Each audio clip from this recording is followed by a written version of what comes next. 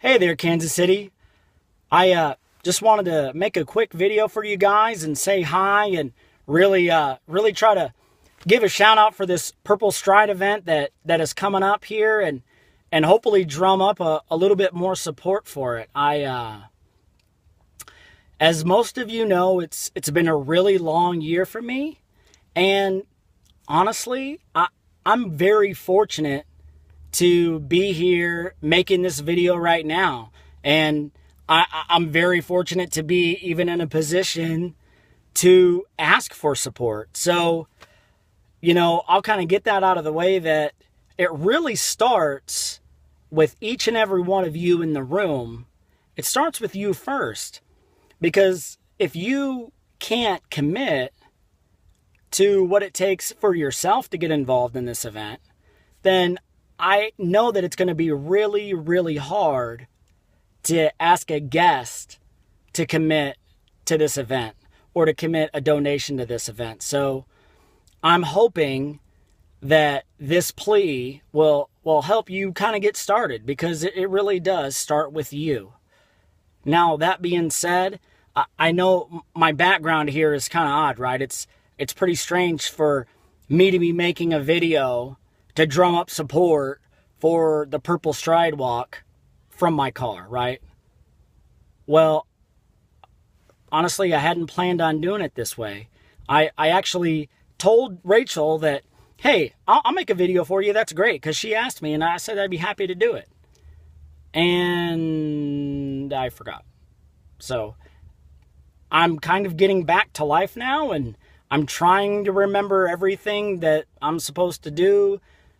But obviously I'm still failing to be perfect at it.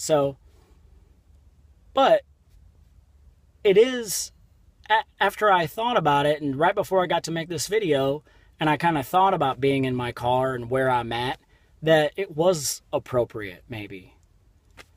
See, I was just able right now to drive my son to a basketball game. And he's inside right now. He's warming up. And shortly after I'm done making this video, I'm going to be able to walk into that gym and I'm going to be able to watch him play basketball. And, a year ago, I wasn't really sure how many more basketball games I would get to see. I just wasn't sure. For those of you that did take the time to read the email that I sent out the other day, I appreciate you hanging in there with me. I know it was a long email. I know that I can get long-winded when I talk about this stuff. But I'm serious when I say that every single person you talk to will go, oh, your attitude's everything. You got to have a great attitude. And if you have a great attitude, everything's going to go much better. Then every time you talk to somebody that's a medical professional, they do their best to choose their words wisely, right? But it's hard. It's hard to hide body language. It's hard to hide the message you can send somebody with just your eyes. And those messages were very, very difficult for my attitude to take.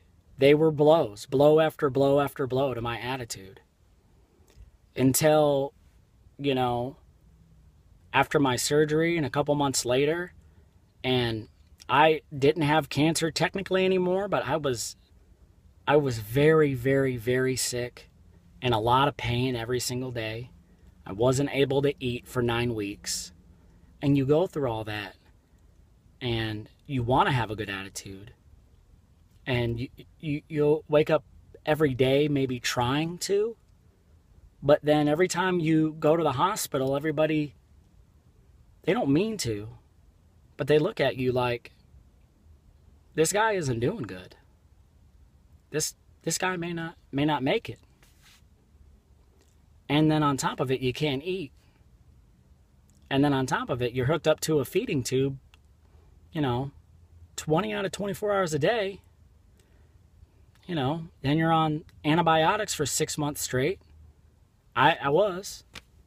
And then you get an external drain shoved in through your liver. They got to shove this tube in between your rib cage. And I can tell you, it's not as pleasant as it sounds. They sell it to you like it ain't going to be that bad, but none of them doctors have ever had a tube shoved in between their rib cage. So they don't really know. So you have all these things happen, right? And all of them just kick your attitude, just kick it into the ground over and over and over and over. And I was very fortunate to have the group of people around me that I did. Because it was the people around me that pulled me out of the hole. Out of the very, very deep and dark hole that I was in. That I was in mentally. I mean, physically I wasn't good, but mentally, I was damaged. I was damaged at a certain point. So, I tell you all that to say this, and I'm being very serious. I said this in the email that I sent out. But when I say, this isn't to help me, I mean, it won't directly affect me anyways. That's first. Second of all, I'm okay. I'm doing good. I have the right doctors. Mattress Firm showed me the way. I got Dr. Von Hoff, the best oncologist in the entire country, as my personal doctor, along with a surgeon up in Milwaukee named Dr. Doug Evans, who's the best Whipple surgeon in the entire country too. And my oncologist here in Kansas City is willing to work with those guys. And they all coordinate my treatment. So I have the very best people with the very best techniques, with the very best treatment plan. I've got it all in place for me. I'm good to go. This is for the people that don't have all that. This is for the people that don't know the right doctors. That if more drugs, chemo drugs, and more treatments were available, period, then someone could go to their local hospital and get the right treatment and get that extra special treatment that they need. But it's just not there. That's the truth. It's not there. And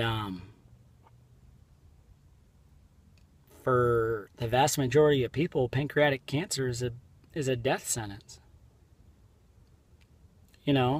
We talk about statistics and stuff all the time, right? You guys know that not very many people survive. But, Dr. Von Hoff said something very, very, very important in the talk that he gave at the national conference. And he said he had a whole list of people, a whole bunch of pictures of people behind him, people that have died, all of his patients that he tried to save. And he said, these aren't statistics. These are people. People with families, people with kids, people with brothers and cousins, people that are important to their community. And I think once we move past the statistic aspect of all this, and we look at it that's affecting real people, I think then it can really start to touch our hearts where we really need that extra motivation to do what's right. Now, I'm not saying that I ever donated money or did a walk before I got sick, because I didn't. I didn't do anything. I didn't even buy a $5 purple bracelet. So I'm just as guilty and just as I think the best word maybe apathetic to it. I wasn't touched at all. But I am now. And, I'll just close with this. That you work, believe it or not, at a very, very special place.